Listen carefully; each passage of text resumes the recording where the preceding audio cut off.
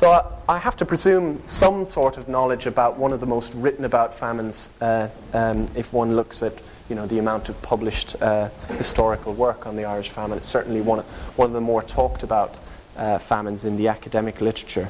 But some context, I suppose, would be helpful. We now know that in 1843 a mysterious blight was observed in the potato harvest in North America. And within 2 years, that blight crossed the Atlantic, most likely on a transportation vessel of some sort, appearing in Ireland in August of 1845. Now, over the next 5 years, the Irish potato harvest failed 4 times, and you have those years on the slide in front of you.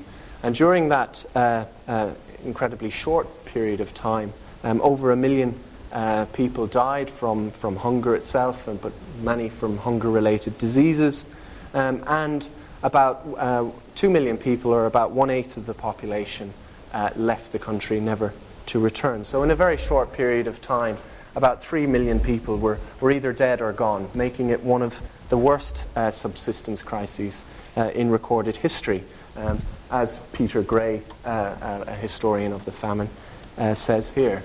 Now, one of the most controversial aspects about the Irish famine is Ireland's relationship with Great Britain. Since the Act of Union that became law in 1801, Ireland was constitutionally part of the United Kingdom of Great Britain and Ireland, was the full term, and therefore it was part of one of the most economically advanced political entities of that time, one of the most socially interventionist governments of the period, and so on and so forth. So how could a famine of this magnitude happen in the backyard of one of the most advanced industrialized countries of this period? Now, in my book, Human Encumbrances, I claim that the government's response to the food crises needs to be assessed alongside particular views about Irish behavior, especially very entrenched views about the utility of particular social groups. Now, in many ways, as I'll discuss in a minute, the famine was viewed as an instrument of cure, and I'm using these words quite deliberately. It was felt that actually the famine might bring a degree of order to what was seen to be a kind of diseased body politic, a kind of sick society, and that famine might begin a process of what the Victorians called amelioration, of improvement. Indeed, even before the famine reached its deadly conclusion, a wide array of social commentators saw Ireland's peasant culture in particular as fundamentally incommensurable with Victorian norms of development and civility and progress and so on. And to the economists, largely economists, who endorsed this sort of dehumanizing logic, the potato blight was literally some secret scourge, to adapt a phrase of Edmund Spenser, the great poet. In other words, it would begin a process of political, social, and economic transformation. Or in short, famine would be like, if I can put it this way, famine would sort of be a shortcut to modernity, a way of turning Ireland into a smiling, flourishing colony.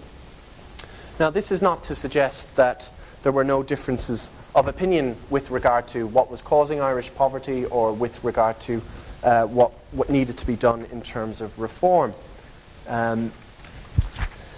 Confirmed Malthusians such as John Weekly and Robert Torrens, for example, felt that one needed to promote overseas colonization to get rid of what were seen to be superfluous peoples. There were too many people in Ireland, and overseas colonization would rid the country of them.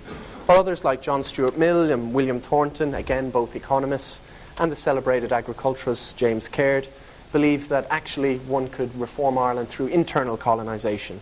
In other words, by removing and replacing some 200,000 families, or about 1 million people, on reclaimed wasteland. Ireland was full of wasteland. You convert that to productive land, and you end poverty.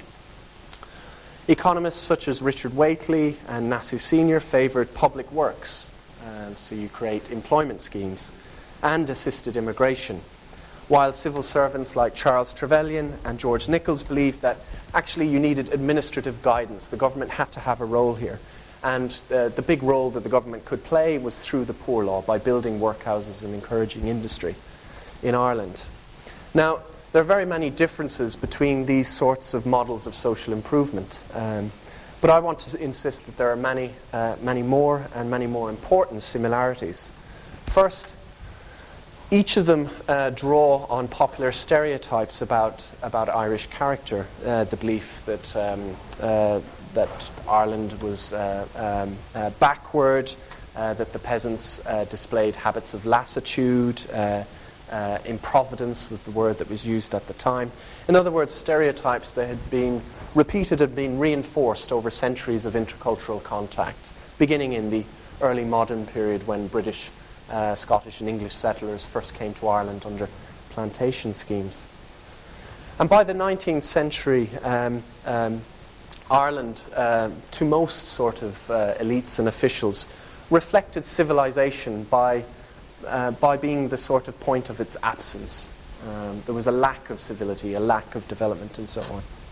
And this is very evident in these sorts of views of modernizing reform. Secondly, these reforms assumed that the proper response to Irish conditions was to stimulate development and not simply to aid destitution. And this is a really important point, and it's put very well by Charles Trevelyan, who actually had a real important role in delivering relief to Ireland during the famine. Now, I just want to read out Trevelyan's comment that makes what I'm saying quite clear. Our object, therefore, ought to permanently to improve the condition of the poor, to restore them as far as possible to self-respect and self-support. With this end in view, we must not confine ourselves to treating the symptoms of poverty. Instead of merely pumping water out of a sinking ship, we must try stop the leak. Instead of merely burning the weeds, we must clear the ground to prevent them growing at all. Now, the metaphors are incredibly important here. Now, thirdly, and with few exceptions, it seems to me, these visions of social improvement invariably take the historical development of England as the norm in which to understand social conditions elsewhere. So, in other words, England looked at its periphery in much the same way as the World Bank looks at the global south today. The natives are fundamentally incapable of autonomous development, and in certain situations, therefore, corrective measures need to be introduced to stimulate reform, to get rid of poverty, to promote development, in other words. Now, these ideas, which I realize are quite big claims, actually crystallize with remarkable frankness in debates regarding the design and implementation of an Irish poor law. And I want to talk about that debate. I want to examine it in a bit of detail. As I'm sure some of you in the room will know, that an Irish poor law was legislated into existence in 1838. So in terms of historical context, that's 4 years after England received its own revised poor law, and just 7 years prior to the arrival of the potato blight in Ireland. And the poor law was essentially seen first and foremost, but not only, as a sort of state-assisted sort of aid, which was done through building workhouses throughout the country. But the idea was that you were not necessarily delivering aid, but as I'll show in a moment, that these institutions themselves were supposed to rehabilitate. They weren't necessarily, or to use Trevelyan's sort of language, they weren't just to stop. They weren't just conceived as a way of pumping water out of a ship. The idea was that you stop the leak to begin with. Now, the author of the Irish variant of the poor law was named George Nichols. Now, he was sent to Ireland by the government in 1837, 1838, and he spent a very, very short period of time there, just 6 weeks, inquiring into the character and wants and the conditions and habits, as he said, of the population. Now, in my book, I devote a whole chapter to his report that he submits to the British government. Here I have to kind of paint in broad brushstrokes, so I must inevitably generalize.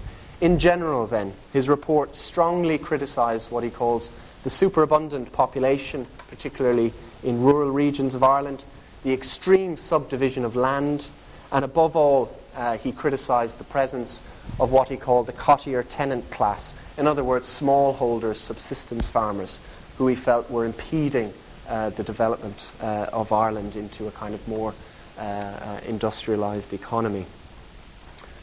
Now, like many of his contemporaries, Nichols believed that social development actually occurred in decisive phases. So therefore, what government policy had to do was to sort of aid transition to a more civilised sort of economy.